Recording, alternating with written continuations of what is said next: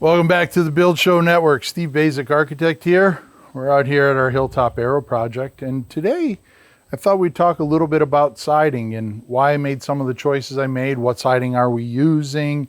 What choices are available to us, and why we made the choices that we made on the project. So let's start out first with talking about what we chose.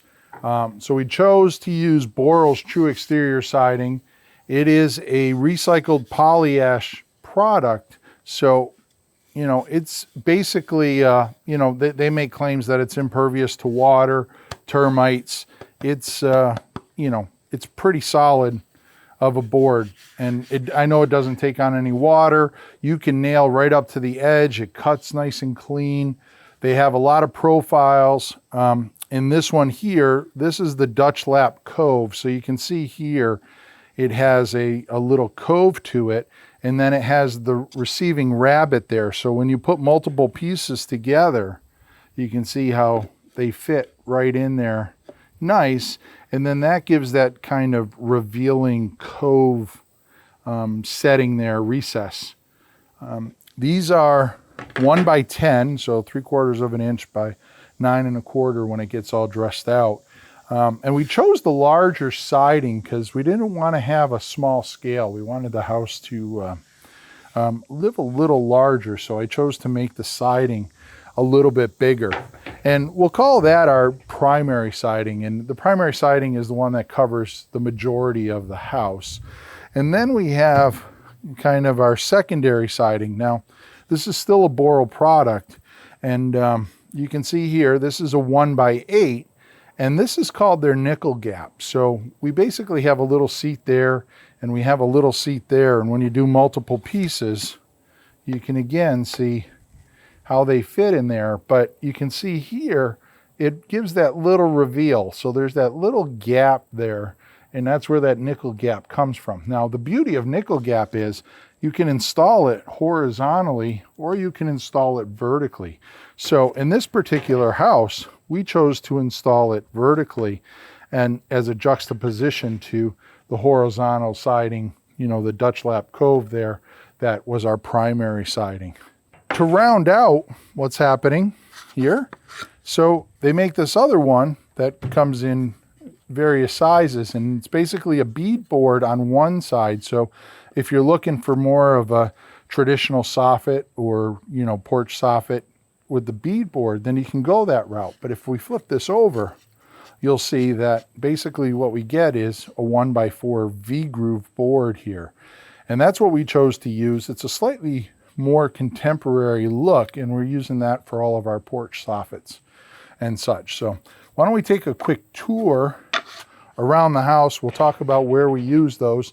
Then we'll jump back to the studio, dive into it a little deeper. But while we're here on the porch, why don't I just point out, you know, when we look up, this is that V groove that I'm talking about. You can see it's just basically a micro groove.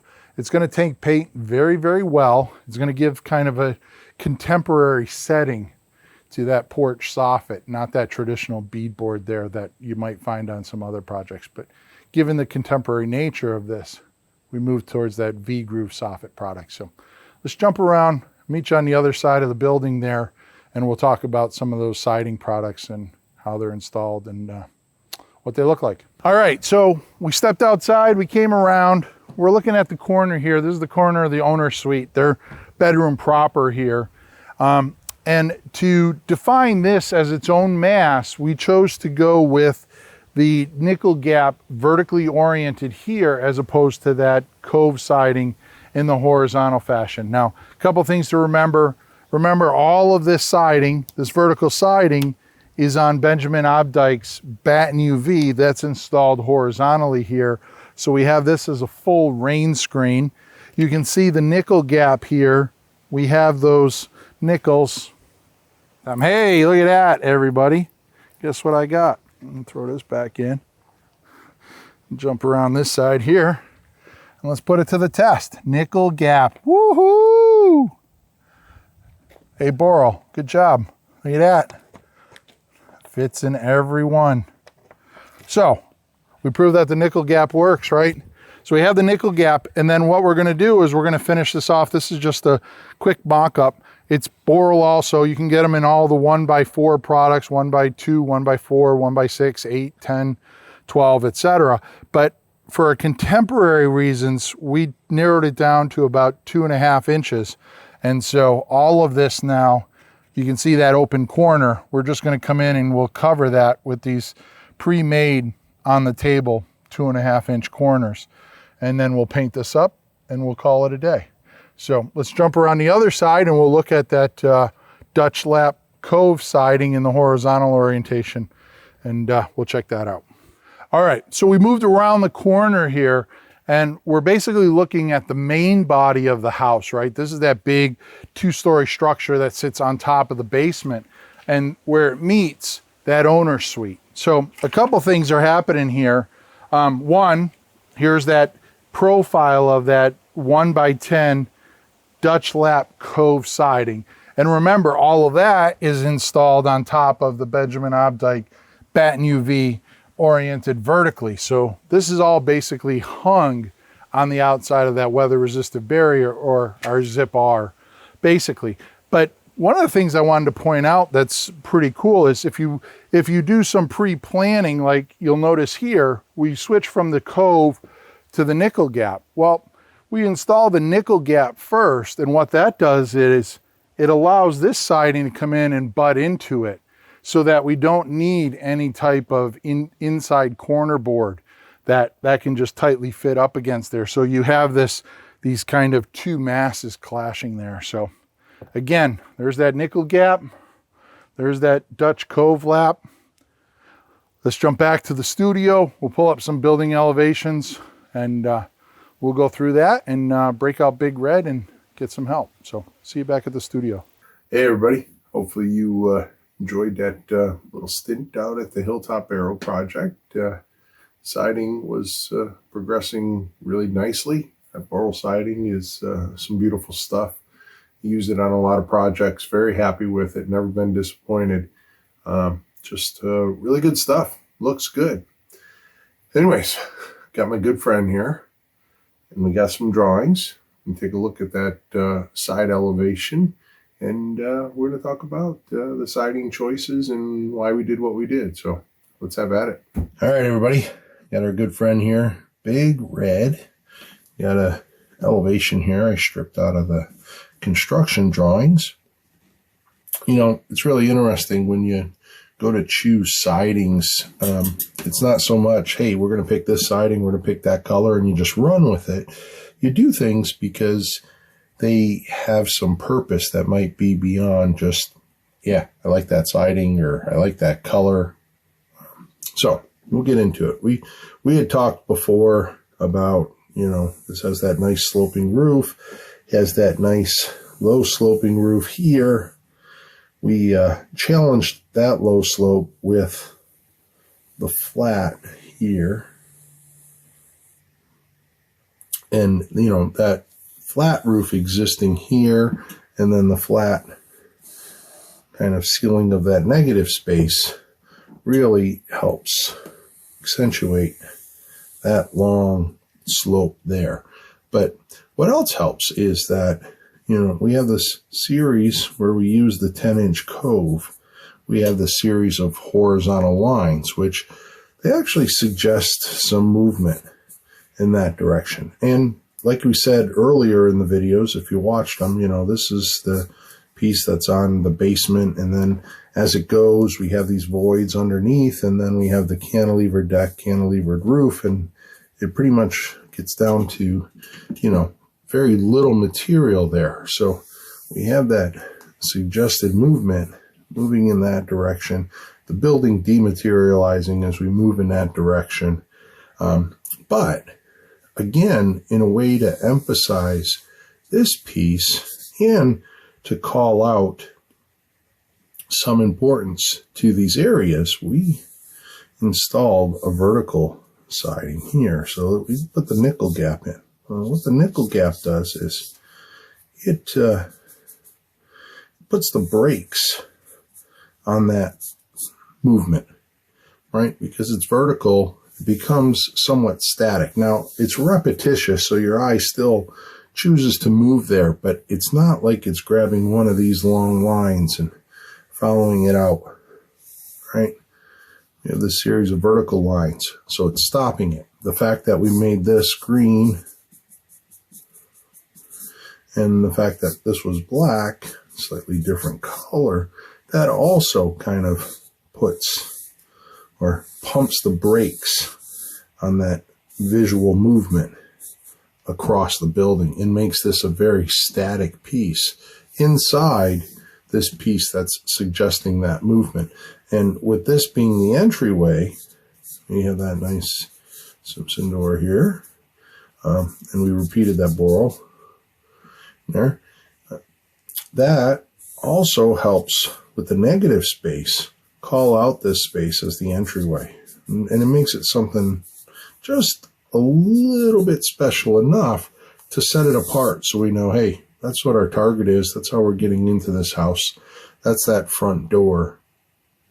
And then, of course, you know, we just have that field of siding.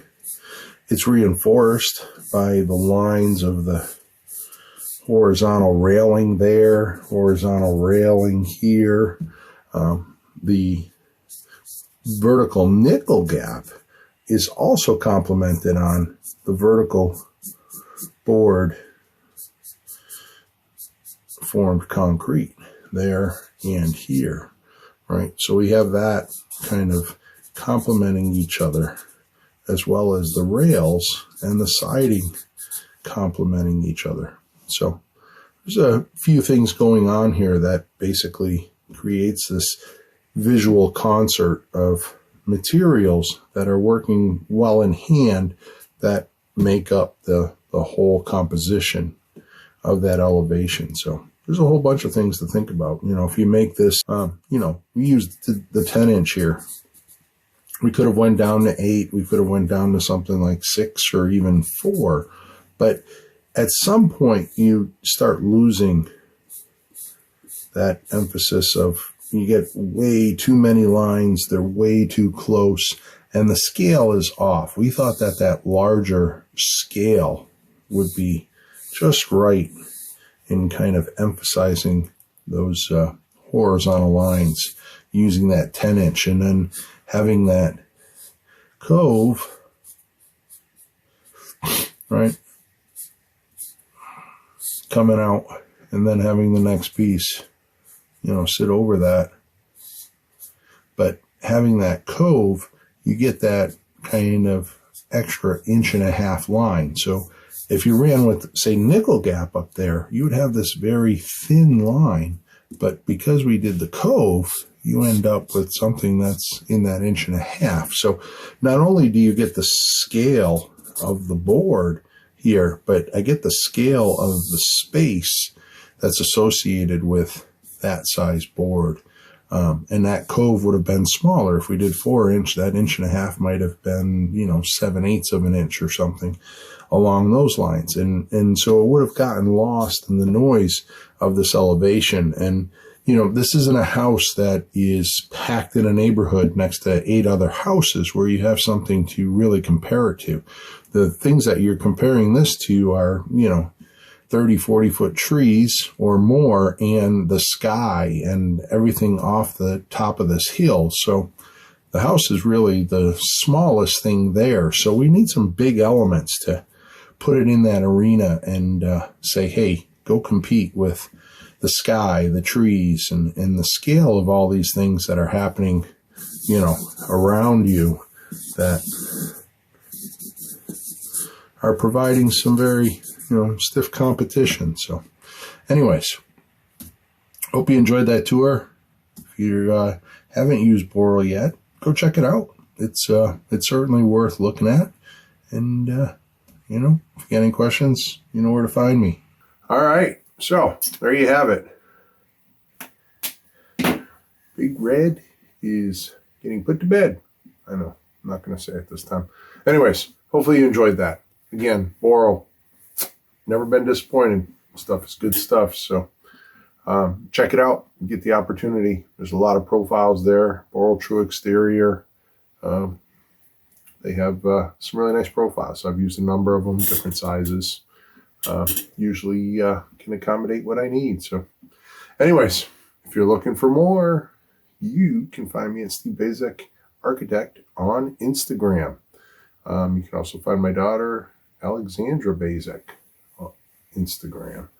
And we're putting up stuff all the time, projects we're working on, details, just cool stuff. So go check it out. You get a whole bunch of information, see what we're doing, what we're up to, where we are, all that good stuff. And don't forget to check out my colleagues on the Build Show too. They're all putting out great stuff. Matt, Wade, Brent, Jake, Zach, Drywall Shorty, Mechanical Hub, and Design Build Doug. All kinds of great stuff, great videos. Remember, science says you got to watch them 7 times before you totally grasp the information. So I suggest watching all mine 7 times and then go around, watch their stuff. But lastly, if you're looking for even more, Unbuild It podcast. You can find Jake and Peter Yost and myself. We get together. You can watch our podcast on YouTube, or you can listen to it on all the media outlets there. And we're talking, all about building science, building business, all that good stuff. Occasionally we have some guests, but most of the time the 3 of us are just ranting and raving about the positives and negatives of different aspects of the business. So anyways, go check that out. Unbuild It podcast. And hey, that's about it. Next week is Thanksgiving. I know. All right. Well, hopefully you enjoy it. We'll see you on, Friday after Thanksgiving. So we'll be fat and happy and ready for a video. So go check it out. But until next time, long live our buildings.